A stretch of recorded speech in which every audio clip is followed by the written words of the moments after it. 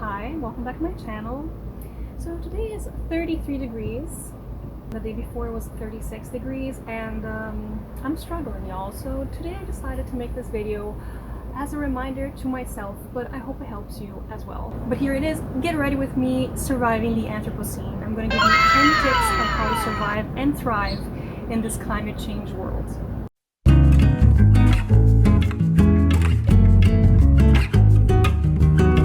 First is an obvious one. You know what it is. It is sunscreen. 30, 50, I recommend that you put the 30 on the parts of your body that are less sensitive, and 50 on your face and your shoulders and your hands. I personally have a freckly skin. My skin is very thin, so I usually use this in general, but if you'd like to get a tan, 30 for you. I'm not really endorsing any brand here. I don't know if that's a problem. Number 2, of course, very classic one, stay hydrated. Have to have your electrolytes, put a little bit of lemon on it to get that little extra oomph. I spent a lot of time in my life not realizing how much water I actually needed to drink. And just recently, a friend of mine told me that spending an entire day without drinking water was probably not very healthy for me. I was like, I need to change that. And of course, considering climate change and the fact that the past 3 days were 37 degrees, literally unheard of, I decided to drink more water and add that to my routine. Highly recommend it to you as well, because let's face it, you probably don't drink enough water, just like me. Oh my god, number 3, my favorite, absolutely my favorite. Dismantle the fossil fuel industry. Yes, they knew what they were doing. They made up the whole personal responsibility thing. They greenwashed their activities. Yeah, they're not very nice, and on top of that, you know, responsible for most of the emissions. They also lied to us that plastic was recyclable. It's an absolute mess. And then on top of that, they also spend a lot of the money they steal from us to do all of these pipelines, to do all these projects, drill into the earth, explode everything, poison our waters, poison our air, you know. But it's necessary because it's for progress. And so we just continue giving them our taxes, which they happily reinvest into our politicians through lobbying, which somehow is legal in North America. But that's a whole other story. Anyway, dismantling the fossil fuel industry. And I know it's a very complex, nuanced situation. We can't just erase fossil fuels, yes, but we need to commence the transition, the just transition, to fix all of this. And they are a huge problem because, again, they lobby our politicians so that we never get to do that. One of the things that they did was that there were people building an entire foundation for wind power, and they had everything set up and ready to go, and even the government of BC was on board, but then they got scrapped overnight. Do you want to take a guess as to why? Yep, the lobbying of the fossil fuel industry, because they would lose money, they would lose power, they would lose business, and so here we are having to deal with a plundered planet so that some people can make some money.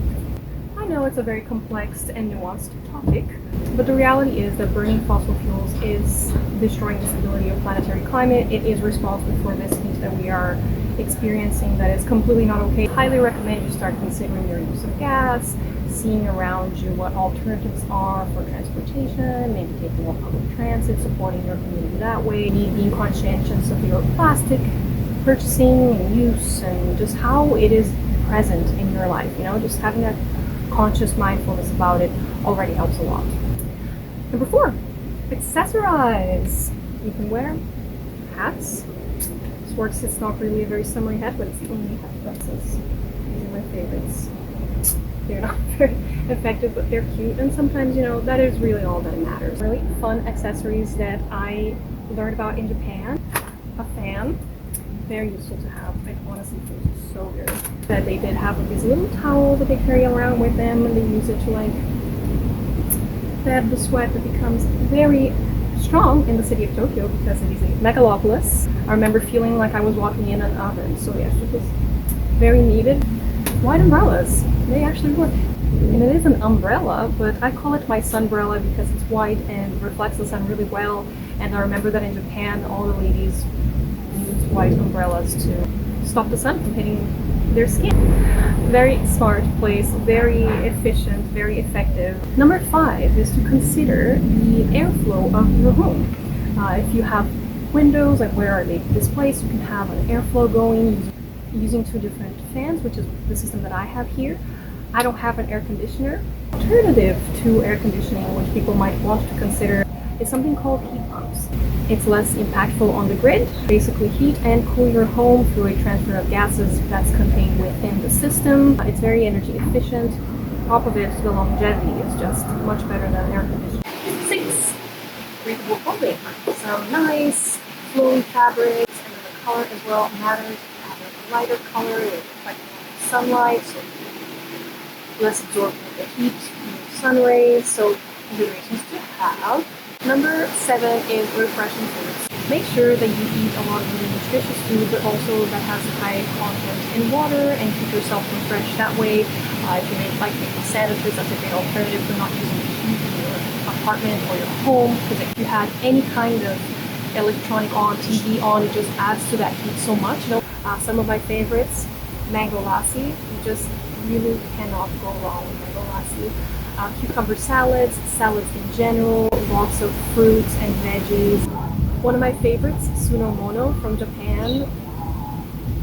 The vinegar in there is just always kind of makes things more refreshing. Vinegar, lime, a special recipe of Brazilian lemonade. Absolutely easy. You just take a lemon, you cut it into 4 parts, blend it all together, strain it, mix it with some condensed milk. It's super, super refreshing. Try it and come back to me. Number 8, also incredibly important. Talk to your government officials. Nothing is going to change unless we actively come out and to talk to the people that make the decisions.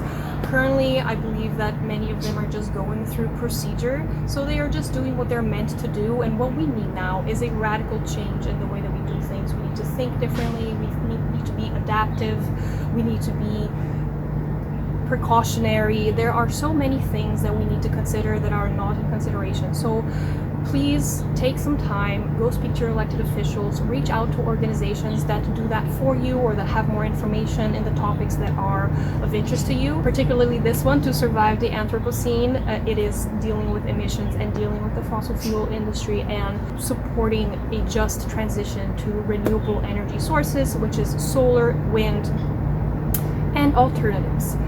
But priority is reducing the emissions that are making climate unstable, which is causing the death of biodiversity, the death of plants and trees and forests, which are our alchemists, right? They are the things that make clean water, make breathable air, that organize the chaos of the elements. And even now we are seeing that the atmosphere is really hot and the oceans are really hot and our forests are dwindling, and what that is causing an accumulation of atmospheric water, which is highly chaotic. So we have the hurricanes, we have the floods, we have all of these events that are happening around the world. Emissions, rewilding, those are the main issues that we have to tackle. And then 9, more sunscreen, okay?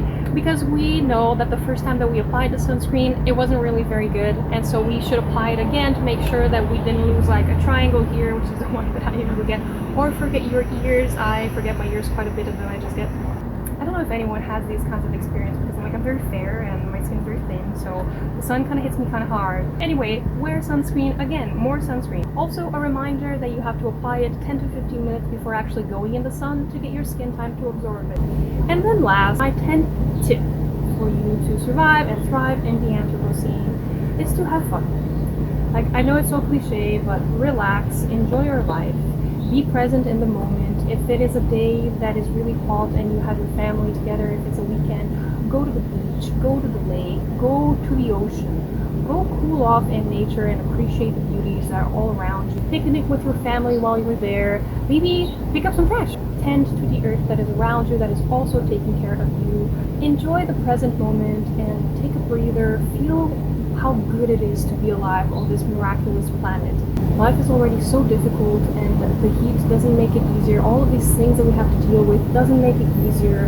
I'm sure subconsciously we feel that something is not right. And kind of like a deeper Gaia sense, you know, if the planet is hurting, if nature is hurting, we are also hurting. And that's just what it is to be part of a whole, of a giant system that is this beautiful web of life that we're a part of. So yeah, go out, get active, enjoy life, and we work little by little to achieve the goals that we want, right? So thank you for being here. Thank you for sticking with my video to the very end. If you have any ideas, recipes, your favorite accessories, anything you'd like to add, please leave a comment down below. I would actually love to have comments. And hopefully on this video, even though the topic is climate change as well, hopefully the comments won't be blocked. Thank you so much for sticking around, and I hope to see you on the next video. Enjoy summer!